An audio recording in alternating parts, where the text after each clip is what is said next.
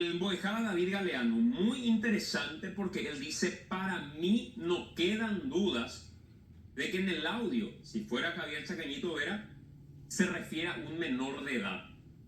Y él, como entendido académico en guaraní, daba esta posición académica o esta lectura académica para diferenciar qué significa en guaraní mitaruzú, mitá, mitaí, y cuáles son los rangos de edad que se manejan para cada uno de estos términos. Vamos a escucharlo. Cuando se utiliza el término mitaí y se complementa con virgen y, ¿es posible decodificar como menor de edad o es insuficiente, Boejara? No, que es menor de edad, sin ninguna duda. A decir, inclusive la que son mitad ya es el niño, mitad y la I final es un diminutivo, ¿sabes? Es como que voy a obra aquí. Yo voy a casa, ahora aquí es la casita, si la hago el perro, ya hago aquí, por ejemplo, lo que tenemos otra vez es la diferencia de mitad y, porque es un niño pequeño, ¿verdad? Y cuando dice virgen y le aplican otra vez otro diminutivo.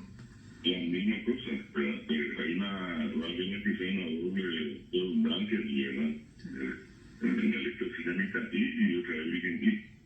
O sea, Inclusive se le va a entender con una criatura igual que haya dicho mitad y virgen, ¿verdad? Pero otra vez acá, mitad y virgen y. O sea, tomando estrictamente el análisis desde lo que significa cada palabra en el guaraní, cuando utiliza esos términos el senador Javier Vera, ¿vos crees que claramente una persona que se maneja en guaraní se está refiriendo a un menor de edad? Sin ninguna duda.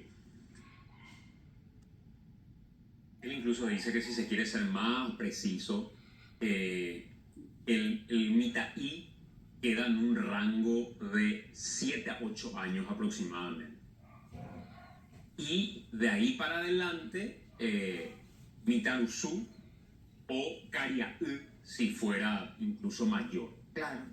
Pero esto siempre en el marco de un análisis académico respecto a alguien que tiene como lengua materna el guaraní, cómo ubica cada palabra, porque sabe dónde ubicar cada palabra y de qué manera denominar tal o cual cosa.